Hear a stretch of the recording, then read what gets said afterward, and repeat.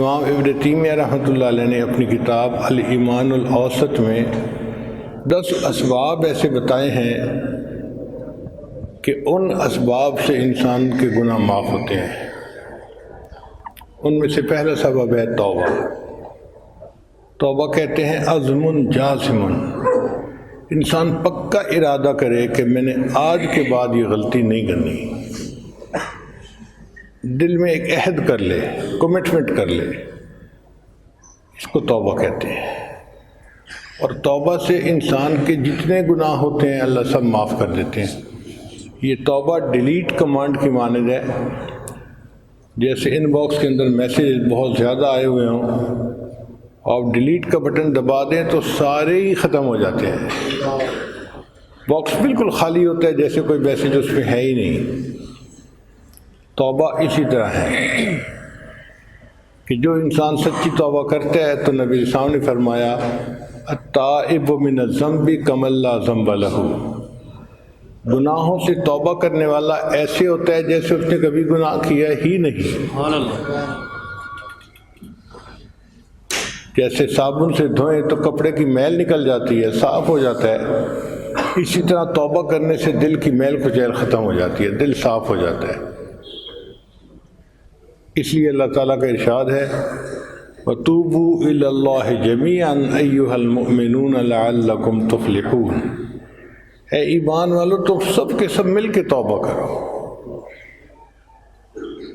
اگر تم چاہتے ہو کہ ہمیں فلاح مل جائے تو فلاح ملے گی توبہ کرنے سے، گناہوں سے توبہ کر لو۔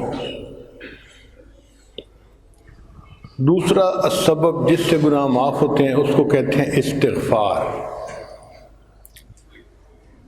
استغفار کا مطلب ہوتا ہے نادم ہونا، شرمندہ ہونا، ریپینٹ کرنا کہ جو گناہ کر بیٹھا یار میں نے اچھا نہیں کیا، یار مجھ سے غلطی ہو گئی۔ یہ جو انسان کے اندر ملامت ہوتی ہے نا، اس کو استغفار کہتے ہیں۔ اور یہ دونوں چیزیں توبہ اور استغفار ملتی جلتی ہیں، اس لیے ایک پر دوسرے کا نام اطلاق کر دیتے ہیں۔ بہرحال استغفار کی بھی کثرت کرنی چاہیے۔ ہماری زندگی کے جتنے بھی پرابلم ہیں نا، وہ سب استغفار سے ختم ہو سکتے ہیں۔ ایک مرتبہ حضرت حسن رضی اللہ تعالیٰ عنہ تشریف فرما تھے، ایک بندہ آیا، حضرت بڑا گنہگار ہوں، کوئی عمل بتا دیجئے کہ جس سے میرے گناہ معاف ہو جائیں۔ فرمایا استغفار کرو۔ پھر تھوڑی دیر بعد بندہ آیا، حضرت بڑے عرصے سے بارش نہیں ہوئی، کوئی عمل بتائیں جس سے کہ اللہ بارش دے دیں۔ فرمایا استغفار کرو۔ پھر ایک بندہ آیا، حضرت بہت غریب ہوں، کوئی عمل بتائیں کہ اللہ مجھے مال دے دیں۔ بھائی استغفار کرو۔ حضرت میری بیٹیاں ہی بیٹی ہیں، کوئی عمل بتا دیں کہ اللہ مجھے بیٹا عطا کرے۔ بھائی استغفار کرو۔ حضرت میرا باغ ہے، دعا کرو اس کا پھل اچھا ہو تاکہ مجھے فائدہ ہو جائے۔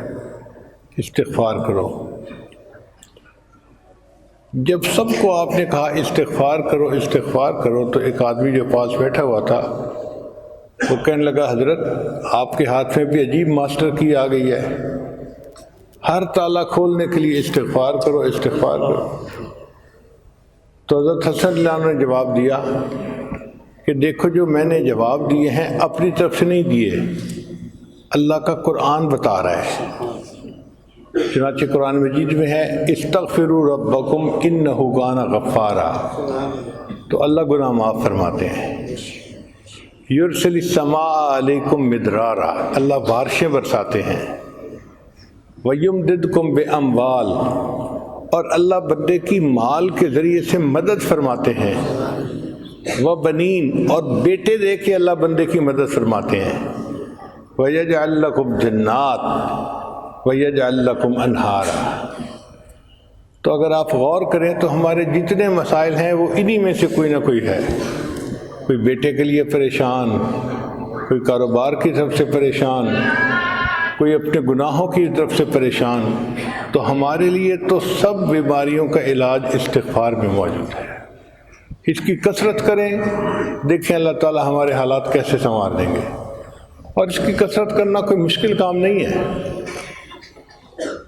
چاہیں تو پورا استغفار پڑھ سکتے ہیں، استغفر اللہ ربی من کل ذنب واتوب الیہ، اور اگر چھوٹا استغفار پڑھیں استغفر اللہ تو بھی ٹھیک ہے۔ اب بتائیں جب صبح ہم گھر سے دفتر جاتے ہیں تو راستے میں کیا کر رہے ہوتے ہیں؟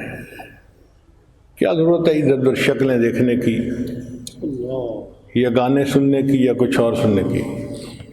استغفار کرنا شروع کریں تو 100 مرتبہ استغفار آسانی کے ساتھ ہم جاتے ہوئے پڑھ سکتے ہیں، اور دفتر سے واپس آتے ہوئے 100 مرتبہ استغفار اس وقت پڑھ سکتے ہیں۔ ہمارے نام اعمال میں استغفار کا عمل لکھا ہوا ہوگا، حدیث پاک میں آتا ہے طوبی لمن وجد فی صحیفتہ استغفارا کثیرا، قیامت کے دن جس بندے کے نام اعمال میں استغفار زیادہ لکھا ہوگا اس بندے کو مبارک ہو۔ تو پھر استغفار کی کثرت کریں۔ استغفار کی کثرت کا ایک فائدہ یہ بھی ہے کہ بندہ مستجاب الدعوات بن جاتا ہے، اس کی ہر دعا قبول ہوتی ہے۔ چنانچہ علماء نے ایک واقعہ لکھا ہے کہ امام احمد بن حنبل رحمۃ اللہ علیہ ایک مرتبہ کہیں جانا چاہتے تھے، سوچا میں کیا کسی خادم کو ساتھ لوں، اکیلا چلا جاتا ہوں، گٹھڑی اٹھائی اور چل پڑے۔ مغرب کی نماز کا وقت ایک ایسی جگہ ہو گیا جو راستے میں تھی، تو امام صاحب نے سوچا کہ میں یہاں پر عشاء پڑھ لیتا ہوں، رات کو آرام کروں گا اور کل صبح اگلا سفر کر لوں گا۔ جب عشاء کی نماز پڑھ لی تو مسجد کا خادم آ گیا، بڑے میاں مسجد خالی کریں، میں نے تالا لگانا ہے۔ اب امام صاحب سوچ میں پڑ گئے، یعنی 2-4 منٹ سوچنے میں گزر گئے، تو وہ مسجد کا خادم جو تھا وہ گرم ہو گیا، بڑے میاں آپ کو میری بات سمجھ نہیں آ رہی، اگر آپ نہیں باہر نکلیں گے تو میں گٹھی اٹھا کے باہر پھینک دوں گا۔ امام صاحب اور پریشان، یا اللہ کوئی مجھ سے غلطی سرزد ہو گئی کہ تیرا یہ بندہ میرے اوپر اس قدر چیخ رہا ہے، شاؤٹ کر رہا ہے۔ خیر امام صاحب نے اپنی گٹی اٹھائی اور مسجد سے باہر نکل آئے۔ جب مسجد کے دروازے سے باہر نکلے تو دیکھا کہ مسجد کے دروازے کے بالکل ساتھ ایک نان بائی کی دکان تھی۔ نان بائی کہتے ہیں کہ تنور ہوتا ہے، روٹی بناتا ہے، تو گرم گرم روٹیاں وہ لگا رہا تھا، اور آگ تھی، اور سردی کے موسم میں آگ بندے کو مزہ دیتی ہے۔ تو امام صاحب نے اس نوجوان سے کہا کہ کیا میں یہاں آپ کے پاس بیٹھ کے وقت گزار سکتا ہوں، فجر پڑھ کے میں چلا جاؤں گا۔ انہوں نے کہا بڑے میاں آئیے، تشریف رکھیے، بیٹھیے، سو بسم اللہ۔ تو امام صاحب اس کے پاس بیٹھ گئے۔ اس نوجوان نان بھائی کو دیکھا، وہ آٹے کا پیڑا بناتا ہے اور پڑھتا ہے استغفر اللہ، پھر وہ اس کی روٹی بناتا ہے، پڑھتا ہے استغفر اللہ، پھر وہ اس کو تنور میں لگاتا ہے، پڑھتا ہے استغفر اللہ، جو پکی ہوئی روٹی تنور سے نکالتا ہے تو پڑھتا ہے استغفر اللہ۔ اب امام صاحب 1 گھنٹہ بیٹھ کے اس کو دیکھتے رہے، وہ مستقل استغفار پڑھتا جا رہا ہے۔ 1 گھنٹے کے بعد امام صاحب نے مسکرا کے اس نوجوان کو دیکھا، تو نوجوان نے پوچھا بڑے میاں مسکرا کیوں رہے ہیں؟ امام صاحب نے کہا کہ بھئی تو کتنا خوش نصیب نوجوان ہے کہ تو اپنے کام کے دوران اتنی کثرت سے استغفار کر رہا ہے۔ اس نے کہا بڑے میاں یہ میری عادت بن گئی ہے، اور اس عمل کی وجہ سے اللہ نے مجھے مستجاب الدعوات بنا دیا ہے۔ تو امام صاحب نے اس سے کہا کہ بھئی کیسے تم کہتے ہو کہ اللہ نے تمہیں مستجاب الدعوات بنا دیا؟ وہ تھوڑی دیر سوچنے لگا، کہنے لگا کہ ہر دعا اللہ نے میری قبول کی ہے، سوائے ایک دعا کے جو ابھی قبول نہیں ہوئی، اس کی قبولیت کے انتظار میں ہوں میں۔ امام صاحب نے پوچھا وہ کون سی دعا؟ کہنے لگا کہ میں نے سنا ہے کہ امام احمد بن حنبل بڑے محدث ہیں، فقیہ ہیں، میری ڈیوٹی ایسی ہے کہ میں یہاں سے ان کو ملنے کے لیے جا نہیں سکتا، چھٹی نہیں کر سکتا، تو میں نے دعا مانگی تھی اللہ میری امام احمد بن حنبل سے ملاقات کروا دے۔ اس دعا کے میں انتظار میں ہوں، باقی ہر دعا قبول ہو چکی۔ امام صاحب نے کھڑے ہو کے اس نوجوان کو گلے لگا لیا، مبارک ہو، اللہ نے تمہاری یہ دعا بھی قبول کر دی، میرا نام احمد بن حنبل ہے۔ تو استغفار کی کثرت سے دنیا کے بھی فائدے، آخرت کے بھی فائدے۔